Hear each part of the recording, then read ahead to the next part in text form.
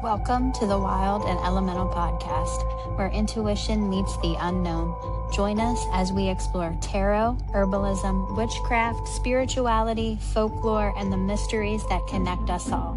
So light a candle, get comfortable, and let's get wild. Hey guys, welcome back to the Wild and Elemental Podcast. This is episode 6. That's crazy. So I'm Jess and this is Sam. How are you, Sam? I'm good. How are you? I'm okay. I'm in vacation mode starting tomorrow. And may I add, this is the shittiest cup of coffee I've ever drank in my whole entire life because I haven't bought groceries because we're going on vacation. So there's no milk. So I had to try and doctor this and it's terrible, but I'm trying to get through it. You know what? The best cup of coffee, I'm a Stokes girly or Stocks. I don't know how you say that, but the espresso and chill. I go through about 6 jugs every 2 weeks. You get that. You get some ice. They have a banana bread creamer just came out from Coffee Me or something. It's only 4 ingredients. And you add that, and then I got a little bit of cinnamon. Chef's kiss. Banana bread creamer. Yes, and I like how it's clean and there's only like 4 ingredients. I'm going to have to look for that because that sounds absolutely delicious. That's good. And then I'm a Chobani girl. I love Chobani. If you ever see this video, please sponsor me because I love you long time. The cookie butter is chef's kiss. If you can get that at Target and the cookies and cream, oh my God. And the s'mores. I'm so sick of the s'mores though. I've been buying it for like 4 months now. It's limited edition, so it does go away. But the cookie butter one is amazing. I feel like we have limited options here because the only grocery store that I have in Punxsutawney is Walmart, and they have Chobani, and I do like to buy it, but like it's your standard flavors. It's not like the fun stuff. So I feel like I'm out of the loop on creamer. I gotta bring you some up or something. Love that so much. So much. Yes. On this week's episode, we're going to talk about spiritual awakenings, and if I'm being honest, I feel like this one might ruffle some feathers. Do you think so too? I don't know. I mean, because I guess I don't know. I try to, people, hopefully they don't keep like religion mixed in with this. So, I mean, it's just separate. It's like just your own personal thought. So, Right. I agree. maybe it might. It's your own personal journey, but there's haters. So we'll see if we get You're wanting. Yes. If we get some hate, that's okay. So Sam has a little bit of the history about what a spiritual awakening is. So from my perspective, it's kind of just like a period in your life where you like start questioning like what you believe in, what really matters. It's kind of like you've been on autopilot for a very long time and like you're just starting to wake up. Like you're still the same person and you're still living your everyday life, but like suddenly you start to like pay attention to things in a different way. You question things, you notice different patterns, you start listening to your intuition a little bit more and kind of just start asking yourself like what actually feels authentic to you. I agree. Basically, it's an identity shift. It's after like major life events happen. It's like Jess said, you question kind of everything, and they're always positive. So the point of spiritual transformations is to transform into the person you're meant to be. That's not always great or pretty. So, but apparently it started with these 3 main guys, Carl June or Yun, probably butchering these names. I suck. I'm sorry. Um, William James. He was a very popular guy that started actually this. He kind of thought they did a lot of studies, and then the last one, I know I'm gonna butcher this because again, I suck. Fred Schulmacher. I don't know, it's Mocker. I don't know, look it up, Google it. That is another popular guy that started it, and actually it started in Buddhism. And actually, I think it's kind of cool that they've actually done studies on this.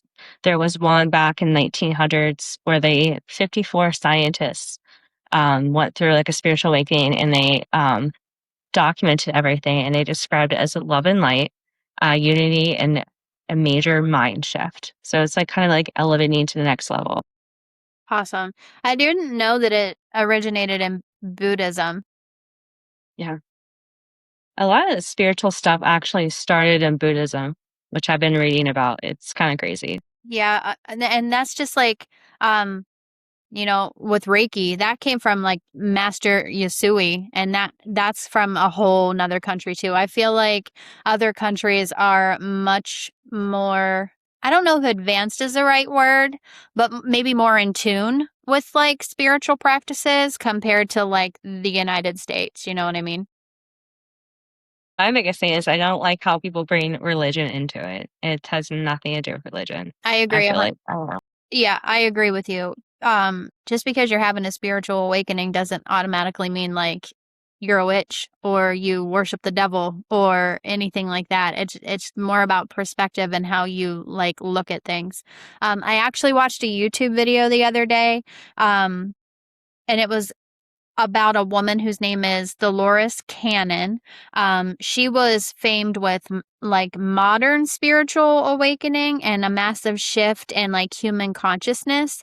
Um, I'm just reading notes because I didn't like get the full video in, but it says that through her quantum healing hypnosis technique, she asserted that humans are multi-dimensional souls waking up from the illusion of physical reality to remember their higher origins, parallel lives, and deeper connections to the universe. So, if you want to learn more about it from her perspective, her name is Dolores Cannon. She has a lot of good information. She's written, I think, like 17 books. So she's really into this too.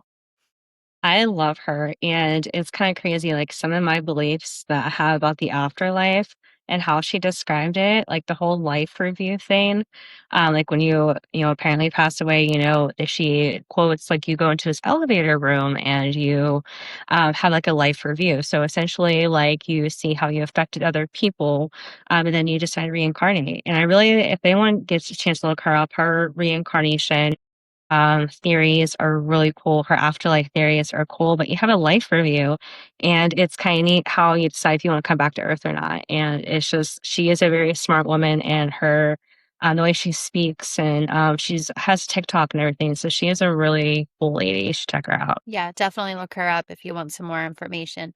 Um, so as far as spiritual awakenings go, I know for some people it happens like gradually, and for other people it can happen like all of a sudden. It can happen like after a major life change. It can happen after like the ending of a relationship or like the loss of a loved one. Um, Personally, for me, I think it was gradual.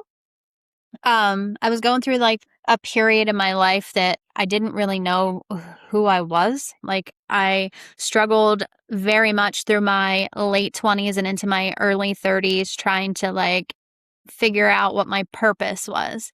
I always felt like there was something missing. I remember there was a period, like a season, I was going through a really tough time. It was probably like 5 years ago, where I felt like I really just needed to something like to believe in. So I started going to church. I never have been very religious. Growing up, we didn't attend church on Sundays. Like, we didn't do anything like that. My parents had me go to Bible school, and I did it, and I went and I finished it. But, like, I never felt like a connection there. But, like, 5 years ago, I was really struggling, and I just felt like I was missing something. So I started going to church. Um, I started I hate to say the word forcing, but forcing my family to go to church with me. A couple of my kids really liked it. A couple of them really hated it. And it was just like, I would go and I would sit and I would listen to the pastor talk and I would listen to the sermon and I would try and like feel something, but I just couldn't. Like, I couldn't connect. Like, I even went as far as like, getting baptized, thinking that if I was baptized, I would feel like this overwhelming love and joy and peace and like it would all make sense, but it just didn't. So I struggled for a really long time because I started to go through like this shift. Like I started to like, it was less about following a specific set of rules, and it was more about, like, finding a connection, like a connection to myself, a connection to nature, a connection to other people, and, like, I just wasn't finding that where I was at. I can't pinpoint one single instance like that I would consider like my spiritual awakening, but I've definitely noticed that the way I look at things now is way different than the way I used to look at things. Like, I feel so connected to earth and to nature and to like the literal grass. Like, I just feel like it just makes sense to me. And now that I'm looking at things differently, like, I feel whole almost inside. I'm not every day. Everybody has bad days. That's normal shit, you know what I mean? But like I just feel like there is a higher power. Like there is something else. And then if I listen to my intuition and I let the universe guide me, like I just feel like a better person. Like I know that it's vastly different for everyone. But just for me personally, that's kind of how things kind of came to fruition. What would you say like happened for you? Have you had anything like that happen? Had several, and I feel like this year I've gone through one because in January I was at my dream part-time job and got fired.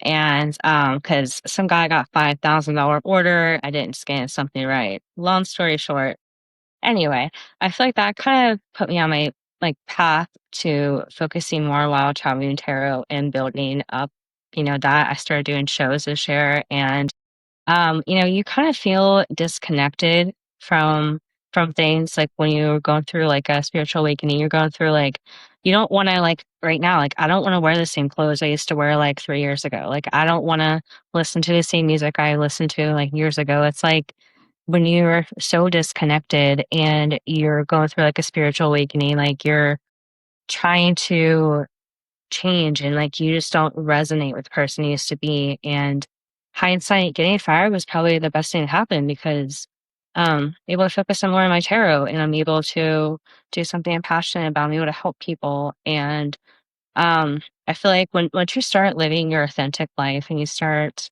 living your life purpose, like your whole like your purpose on this planet. We all have a purpose on this planet. We all have our life path. Like as a life path 3, and that's something I kind of want to talk about next week is life path numbers.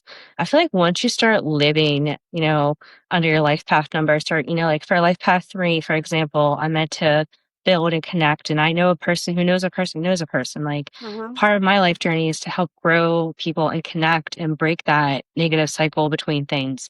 And once you start doing that, life becomes more fulfilling. And I feel like you have to go through so much to understand that and go through it. And like a lot of things kind of, we all go through things and it's not happening to like for you, it's happening to you. I mean, not happening to you, it's happening for you. Spare your highest good. Um, so you have two options. You could try to embrace change or you could go through it kicking and screaming and it's not going to be pleasant. But we're all meant to go through some sort of change to be like the highest good and our highest self, which is kind of neat. But I've been through a lot the last several years and this has definitely put me on my life path and I'm still going through it. And yeah, it's great. That's awesome. I I almost feel like I'm kind of still shifting because for the last 15 years, I felt like my soul's purpose was to be a nurse. And now I cannot wait to make an exit from healthcare. Like I just it's it doesn't do for me what it used to. It doesn't fill me up inside. It doesn't bring me joy. It just doesn't do what it used to do for me. And I'm really trying to like just let the universe guide me to where I need to be. And I think that that is why all these new opportunities are opening for me. I mean, look, there's us. Like, had I Yeah. still been in nurse mode, I wouldn't be doing what I'm doing now. We wouldn't have met each other. We wouldn't have a freaking podcast. Like, I just feel Mhm. like you hit the nail on the head. Like, when you start living your life authentically and start being who you are, things shift dramatically. 100%. Yeah. And the thing is, like, too, like, I really can't harp enough about breaking religion out of, like, this type of stuff. Like, I had a horrible experience this weekend. I was at a community days, and I don't know why on God's green earth, they put a tarot reader next to a church vendor, handing out Bibles all day. He kept talking to me about Jesus. I had to lie and say I believed in Satan so he'd leave me alone. The look on his face, he stopped talking the whole day. But it's just like I don't it doesn't need to be religious. Spiritual awakenings are, you know, becoming your highest self. It's literally transforming. And I don't know about you, but I recently been seeing 555 a lot. That usually means change. Same with dead raccoons, unfortunately mean change. But also 111, I feel like a lot of people are manifesting, but I've been seeing butterflies as well. How about you, Jess? Do you see any numbers or anything like that? I just sent you a picture the other day. I'm still 333. Yeah. Like it's 333 for me constantly. Um, what's up with the flies? I don't know about that. What do the flies signify? Because I have had a ton of flies flying around lately. So spiritually, the flies represents persistence, adaptability, and transformation. So they also represent decay, and then they also represent resilience in tough times, but also warnings of negative or hidden gossip. So I thought it was kind of ironic today. Like I was getting coffee and they kept coming over to me. I'm like, what the heck is going on? Do I smell or something? Like, and then you said you saw flies too. And I feel like we're both going through like a transition period. A lot of people are in 2026. It is the year of the horse, the Chinese zodiac horse. So a lot of people are just kind of waking up, realizing their worth, stepping away from situations that no longer serve them. And we just had a new moon yesterday in Leo. So that's also, adaptability and change. New moons usually signify new beginnings. There was a solar eclipse today too. I believe that solar eclipses are associated with transformation as well. So cool. Um, I did a little bit of research. There is a website called Gaia.com, and it has a really great article about what is a spiritual awakening and what are the stages. Gaia only gave me 5 stages, but I believe that Dolores Cannon has 12. So I'm just going to run down through the stages that were in this article real quick here. So the first stage is called the call. So this begins when certain events happen and someone starts to question the foundations of their life. This is where those big life changing events typically happen, like the loss of a loved one, ending a relationship, changing a job abruptly. These moments can be accompanied by some signs. So these can have you can have vivid dreams, you can have encounters with people who are like inspirational, that like inspire you to seek a deeper sense from your life. And this is where you'll also start to notice like some synchronicities. So those angel numbers that we've been talking about, things like that, those also play an important part of this stage. The second stage is considered the dark night of the soul. This stage is a period of introspection. So we're looking inward during this stage. In this period, you might experience a test of your faith. Stage 3 is listed as transformation.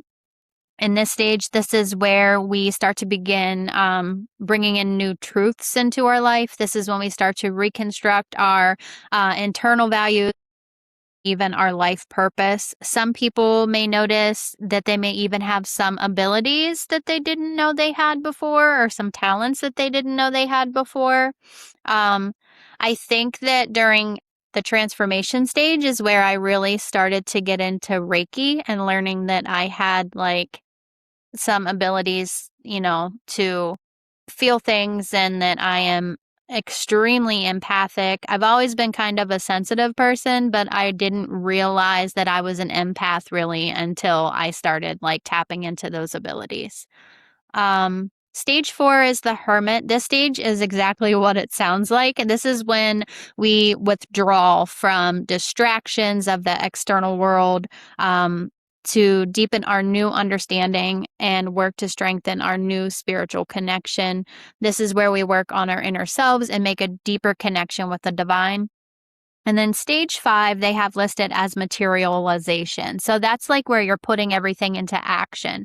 That's where you start to begin to share your light with others, where you share your newfound realization and even your gifts that you've discovered to help others, which I think is where you and I may be at this point, because you and I are both working very hard to be authentic and to share what we're learning and what we're loving with the world. You know, you're doing that through your Facebook with your tarot and through your events that you're attending. I'm doing that with my Reiki sessions that I'm having and my videos that I'm making for Facebook and the beautiful community that I'm also creating, you know, within my Facebook page of like-minded individuals. So I think you and I are probably in stage 5. I don't know what Dolores Cannon's other stages are, but I'm definitely going to look into it a little bit.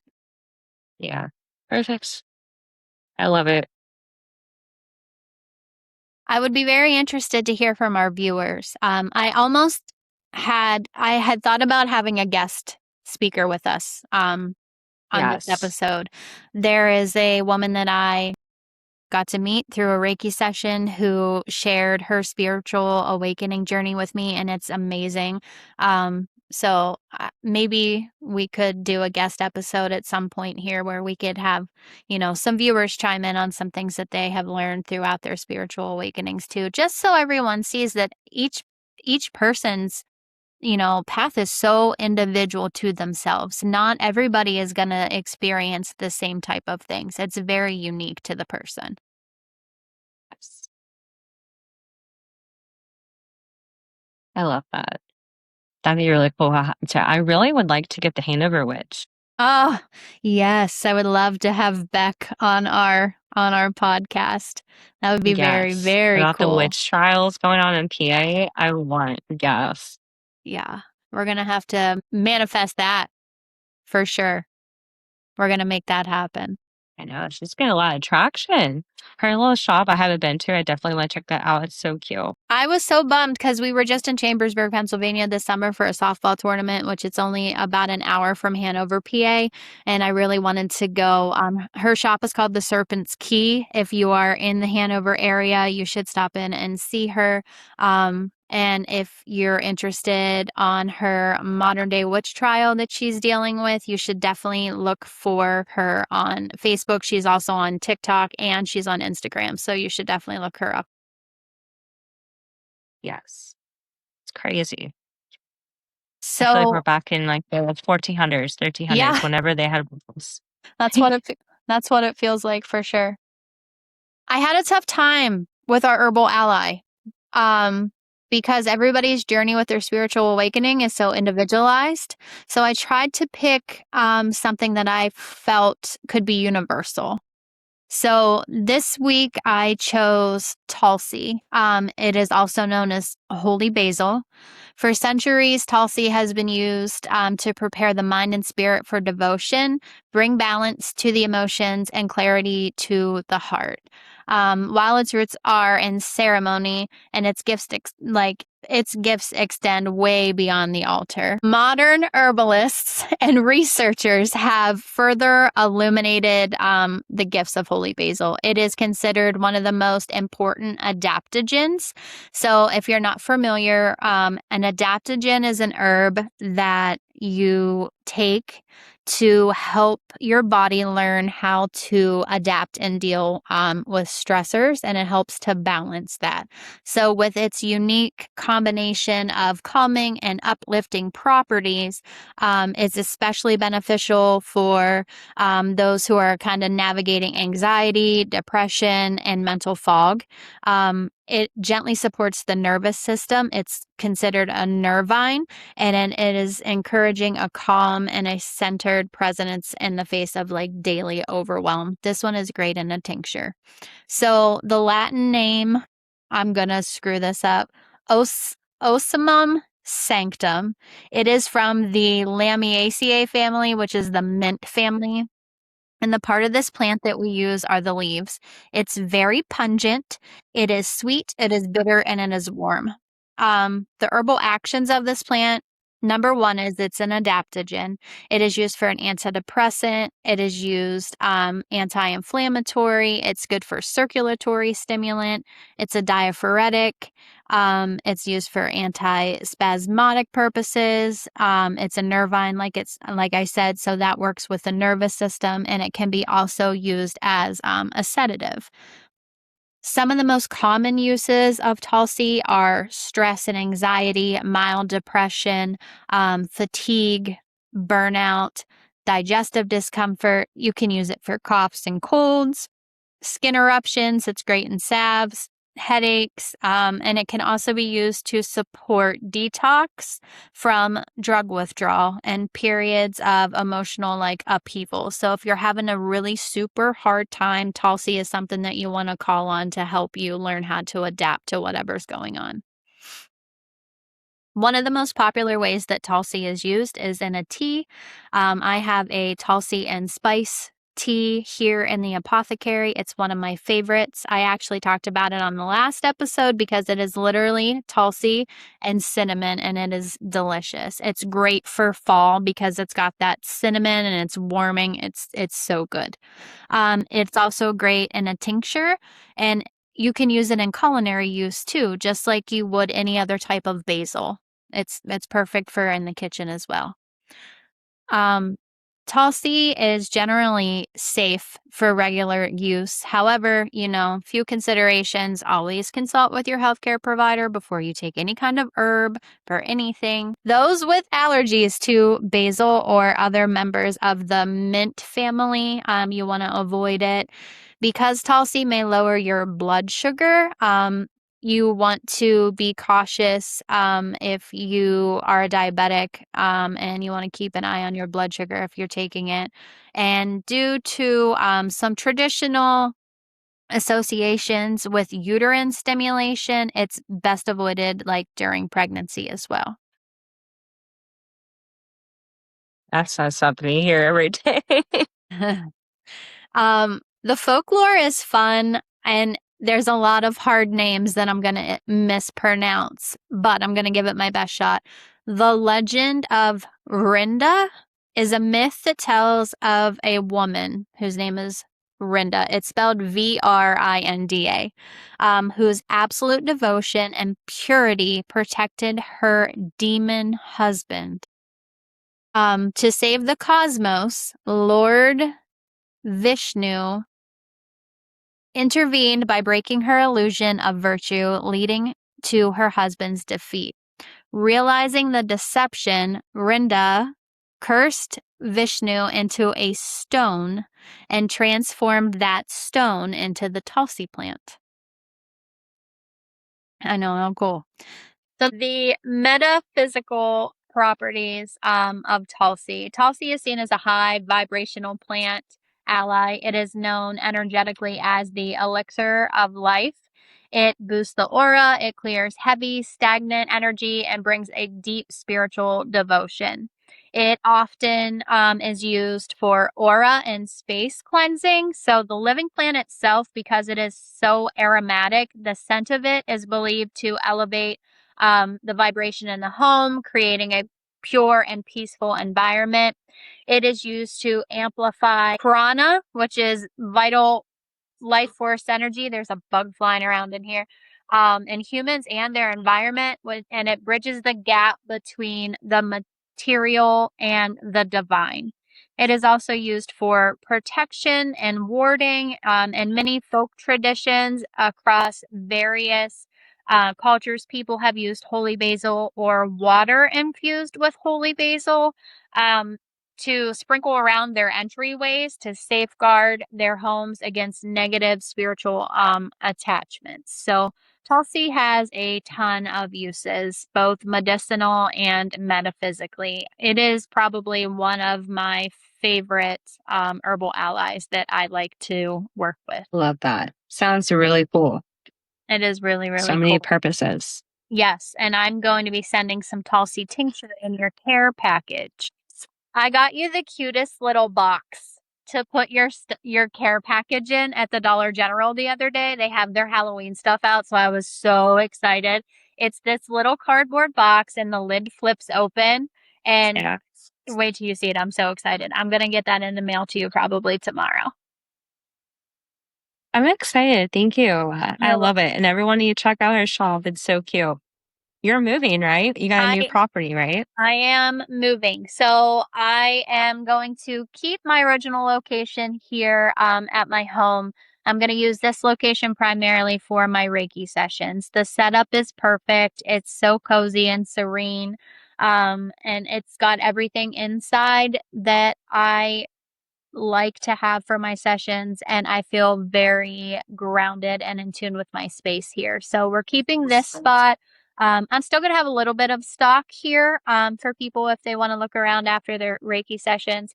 But I am opening a second location that is going to be more retail. I'm going to have all the products that I make there. It's in a great location. It's right along a main road just outside of Punxsutawney, so that's very exciting. I'm looking at the second week of September to start having some hours there too.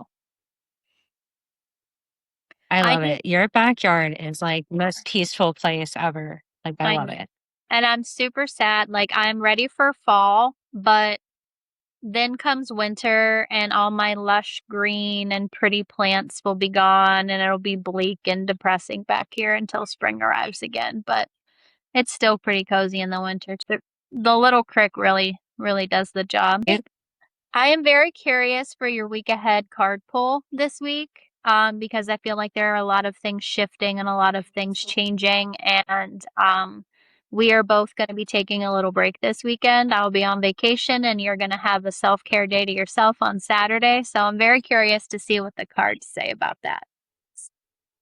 Yes. So for tomorrow, those watching Thursday the 13th, I can't wait for Friday 13th. I don't know if anyone does like the Friday 13th tattoos, but I love getting them done. They're really cool. What is going to happen on Thursday? Thursday, give me one card. So I feel like on Thursday, you may have to set some boundaries with people. I feel like people are in their Queen of Swords energy with the Queen of Bats here. So I feel like some people are going to have to cut people off or feel like they're going to have to really set boundaries with friends, family, things like that. I feel like you're going to really cut off some people. See here for Friday. What's going to happen on Friday the 14th for people watching? So Friday you could be waiting. So the Three of Wands here, Three of Wands talks about waiting on something. What are people waiting on Friday? Waiting for maybe your ships to come in at the Seven of Cups, or waiting for clarity after a period of confusion, or maybe you're waiting to keep your options open about this weekend or things that you want to do. You're kind of not too sure what you want to do, but I feel like Friday you're just kind of, I don't know if I want to go out, stay home, or do something. But you're definitely contemplating your options or keeping them open. That can be like plans, relationships, or anything like that. As far as Saturday goes, what is going to happen Saturday the 15th for those watching?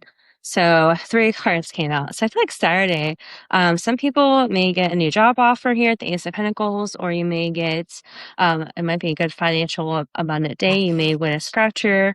There might be some opportunity here. What the Fool also came out. So I feel like you may be wanting to take the leap of faith on something on Saturday. You may want to make a drive to do something you wouldn't normally do, or step out of your comfort zone and take that leap of faith into the unknown. You may decide to go back to school, decide to move across the country. You may decide to do anything risky on Saturday. And the Ace of Wands also came out. So for Saturday, you have two aces come out. So you may have two different options on things you want to do. You may want to do something that you normally do, but then you feel like you should do something risky here. So I feel like Saturday, you're going to have a few options. Some people may get a job offer as well. So on Sunday, those watching on Sunday, the 16th, what is going to happen?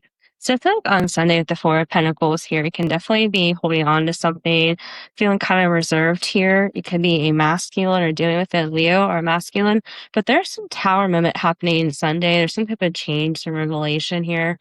What is a tower here? Why is the tower here? Um, I feel like there's something happening with the King of Swords. So there's like major shift happening, a change happening with some sort of masculine energy. He can be a Gemini, Libra, or an Aquarius, or just someone very hot and cold. But there's some type of change happening.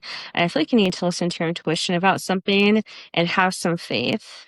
Um, People need to also, I feel like you can be making a decision as well on Sunday to maybe reconcile with somebody.